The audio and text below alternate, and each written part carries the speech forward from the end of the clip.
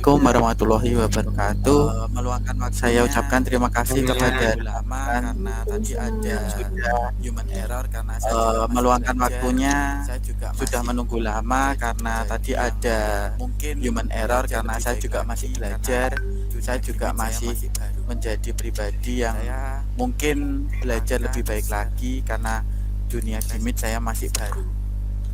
Saya akan share presentasi saya.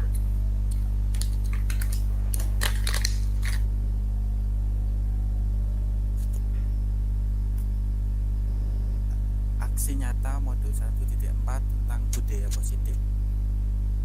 Pengalaman saya dari CGP Aksi nyata modul 1.4 tentang budaya saya positif. belajar banyak yang saya Pengalaman saya dari CGP angkatan 8 bahwa saya belajar banyak yang saya seseorang yang gaptek yang masih belajar tentang teknologi hingga saya bisa belajar tentang banyak hal di CGP.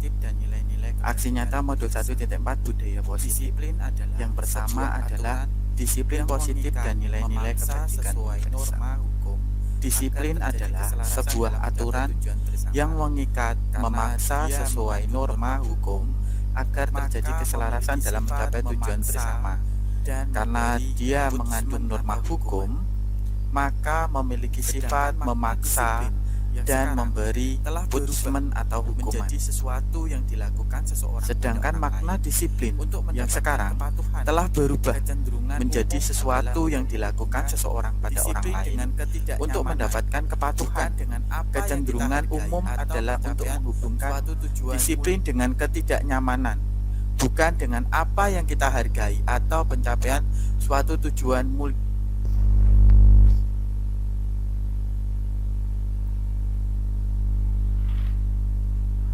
Yang memiliki pemahaman suatu masyarakat, kalau di lingkungan sekolah kita yang memiliki pemahaman siswa, suatu masyarakat, suatu hal yang baik. Kalau di lingkungan sekolah kita adalah pemahaman siswa dalam memahami hal-hal yang baik untuk menjadi melekat, menjadi bagian dari kehidupannya, baik sekarang sebagai siswa maupun yang akan datang sebagai bagian dari masyarakat.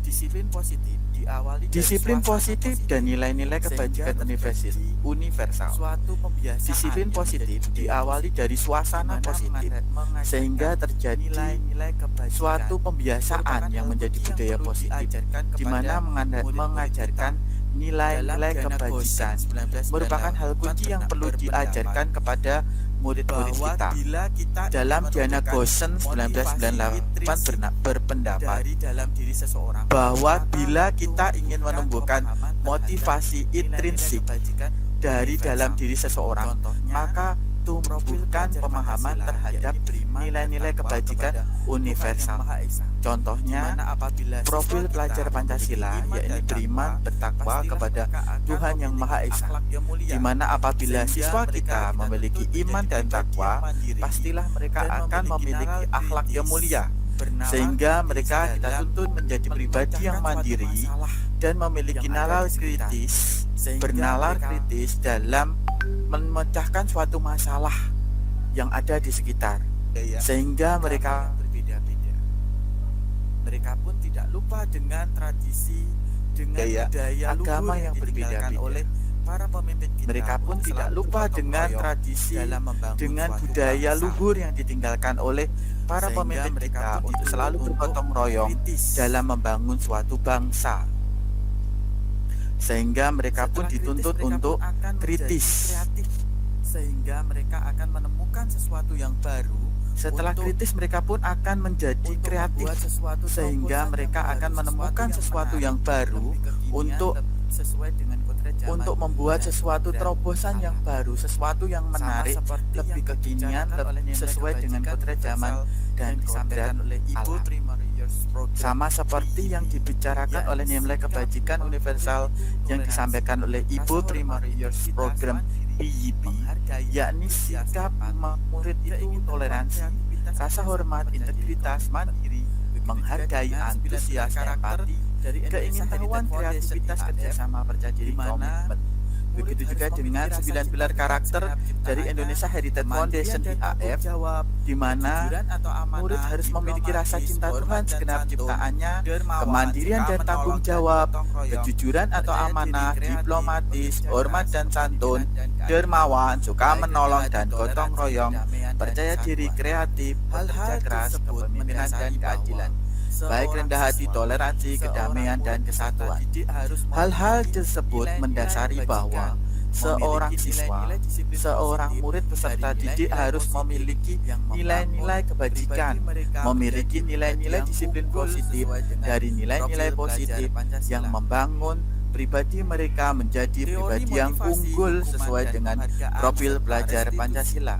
Menurut Diana Gosen menyebutkan Teori motivasi, hukuman, dan penghargaan serta restitusi. Menurut Diana Gosen menyebutkan ada 3 motivasi perilaku. Yang pertama, untuk menghindari ketidaknyamanan atau hukuman. Ini merupakan tingkat motivasi perilaku paling rendah karena dia akan bertanya apa yang akan terjadi apabila saya tidak melakukannya. Yang kedua, untuk penghargaan atau imbalan dari orang lain. Motivasi ini tentunya lebih baik setingkat daripada yang pertama. Dia akan berperilaku agar mendapatkan penghargaan atau nilai atau value atau imbalan dari orang lain.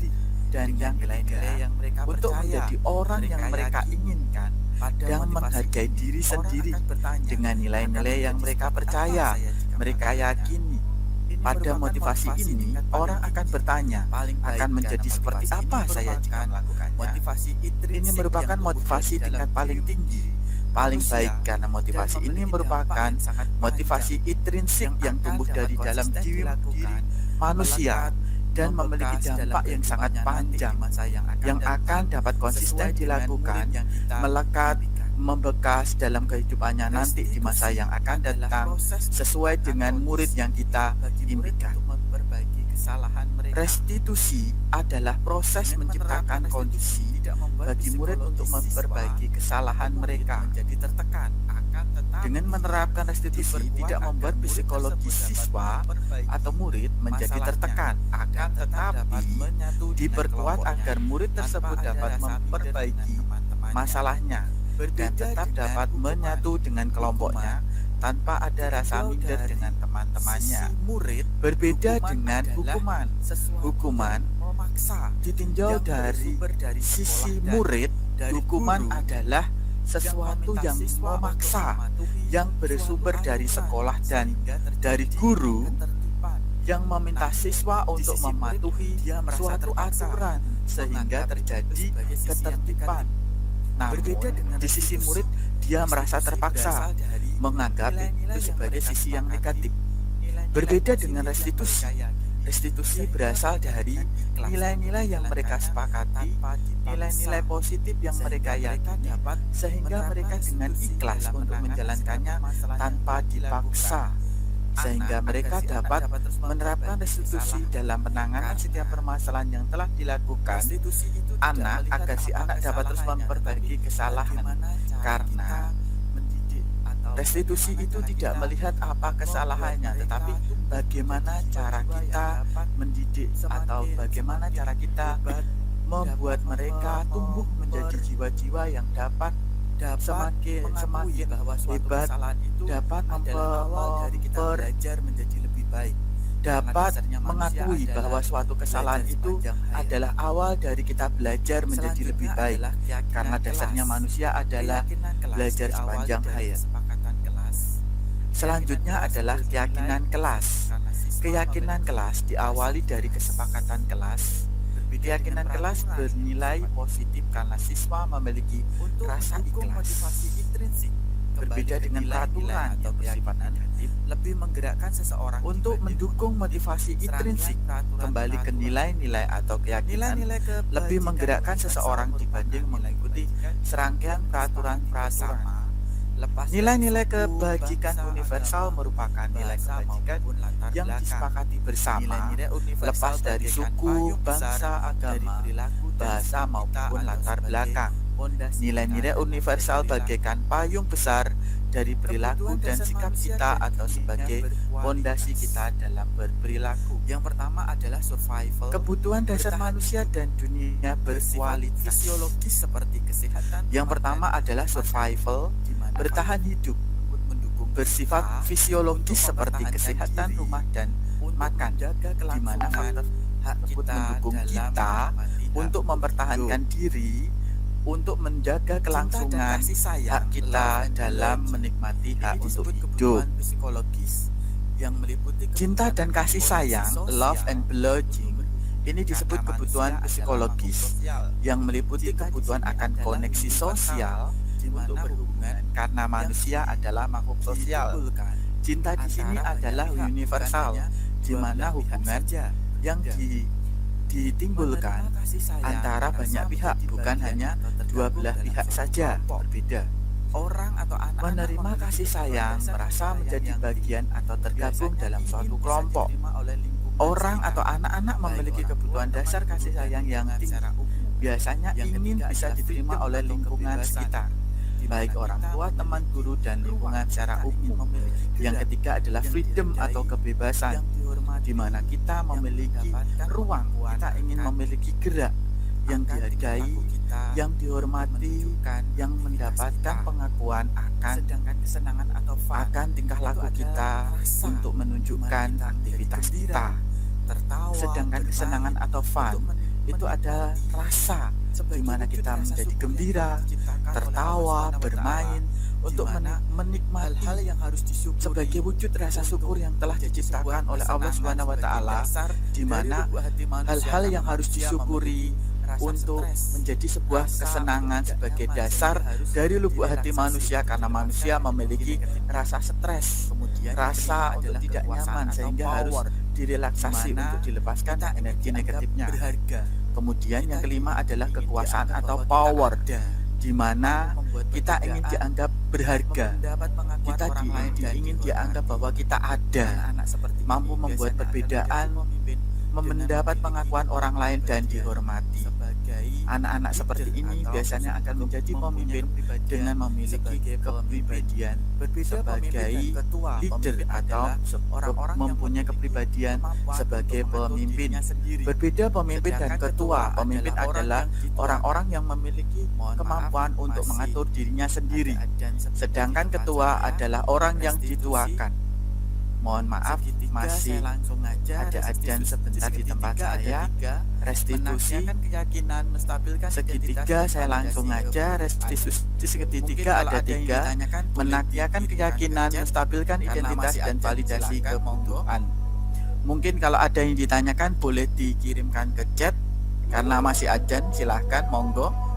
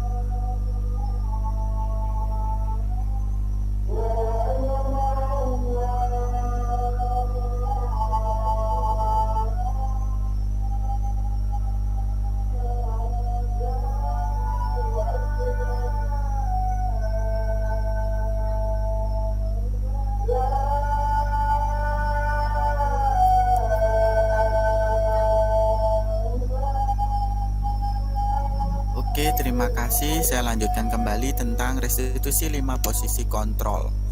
Dilansir dari buku Oke, terima kasih. Saya lanjutkan kembali tentang restitusi 5 posisi kontrol. Dilansir dari buku Evolusi Pendidikan Bersama Calon Guru Penggerak 2022 oleh Rusli dan teman-teman. Restitusi adalah sebuah cara menanamkan disiplin positif pada murid. Restitusi bukan untuk menebus kesalahan, namun untuk belajar dari kesalahan. Tujuannya untuk memperbaiki hubungan. Posisi kontrol restitusi menurut Dian Goosen terdapat 5 kontrol.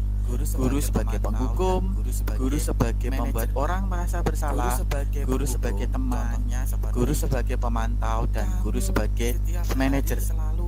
Guru sebagai penghukum, contohnya seperti kamu setiap hari selalu telat, datangnya terlambat, orang merasa bersalah. Kamu lagi. Apa kamu tidak tahu aturannya? Nah, contoh guru sebagai pembuat orang merasa bersalah. Kamu lagi. Loh, kok yuk kamu ndak bosen setiap hari telat? Sedangkan guru sebagai teman. Loh, kok telat? Tadi dari rumah berangkat jam berapa? Ini jam berapa? Sana cukup sana, berdiri sana.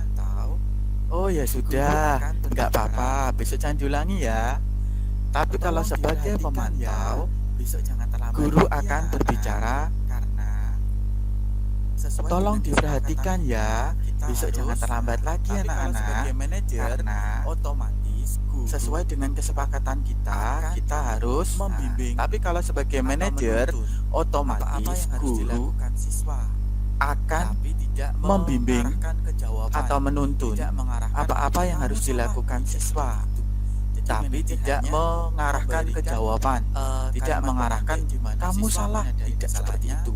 Jadi manajer hanya memberikan kalimat pemantik di mana siswa menyadari kesalahannya dan untuk mentaati keyakinan yang sudah disepakati, yaitu keyakinan sekolah, sehingga dia tidak terlambat lagi, atau keyakinan kelas. Selanjutnya, segitiga restitusi. Segitiga restitusi adalah selanjutnya segitiga restitusi. Segitiga restitusi adalah bagi saya pribadi adalah sesuatu yang baru, di mana saya dapat mengajarkan kepada murid-murid saya untuk mencari sebuah solusi dalam sebuah permasalahan yang ada, sesuai dengan yang disampaikan oleh dunia pendidikan tentang murid menjadi merdeka, menyatakan untuk menciptakan murid yang merdeka, satuan pendidikan harus menerapkan disiplin yang positif murid. Secara pemahaman, segitiga restitusi merupakan sebuah proses menciptakan kondisi bagi murid untuk memperbaiki kesalahannya. Melalui restitusi, satuan pendidikan bisa membantu para murid untuk mencapai tujuannya, memiliki sifat disiplin yang positif dan memulihkan disiplin dirinya setelah berbuat salah. Selanjutnya saya akan mengeser contoh dari segitiga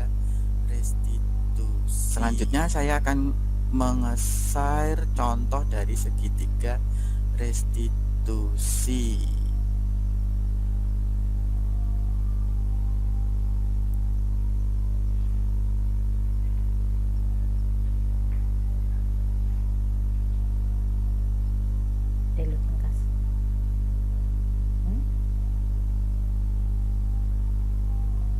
Mohon maaf, di tempat saya sinyalnya naik turun, saya tidak bisa mengeser gambar. Mohon maaf, di tempat saya sinyalnya naik turun, saya tidak bisa mengeser gambar. Mungkin langsung ke pertanyaan. Mungkin ada yang ditanyakan dari yang sudah saya sampaikan dengan sangat sederhana ini tentang pemahaman saya tentang modul 1.4. Ada yang mau mengajukan pertanyaan, raisen, monggo.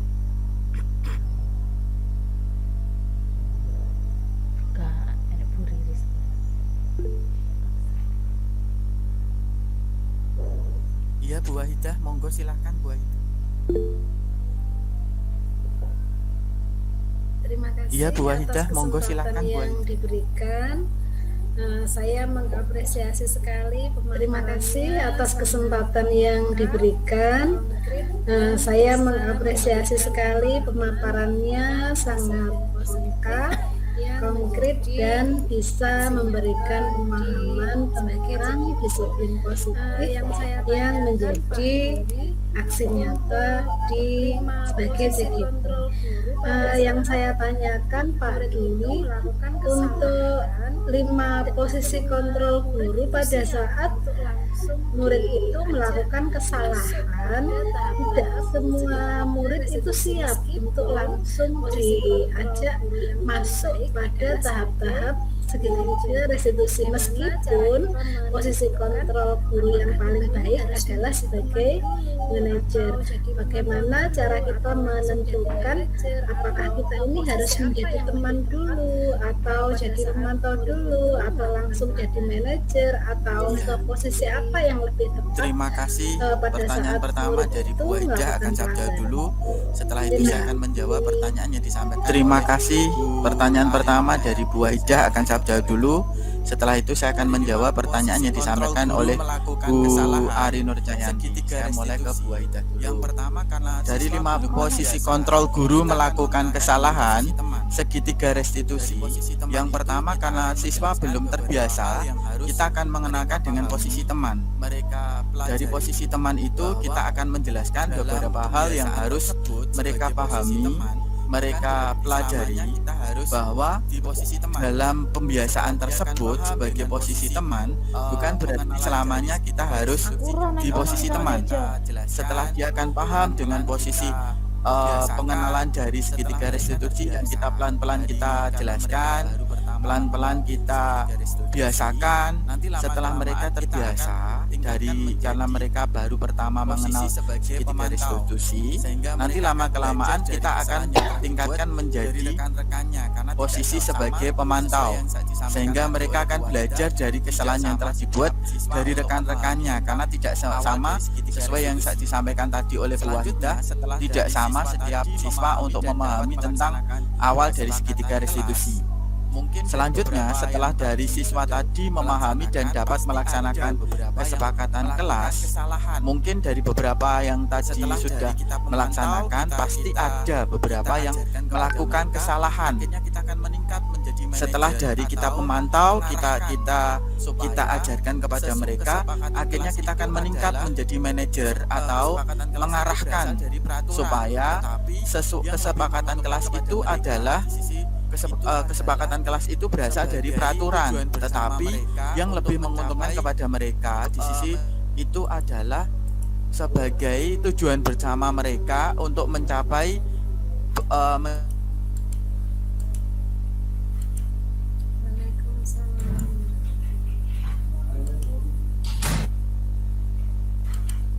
Waalaikumsalam warahmatullahi.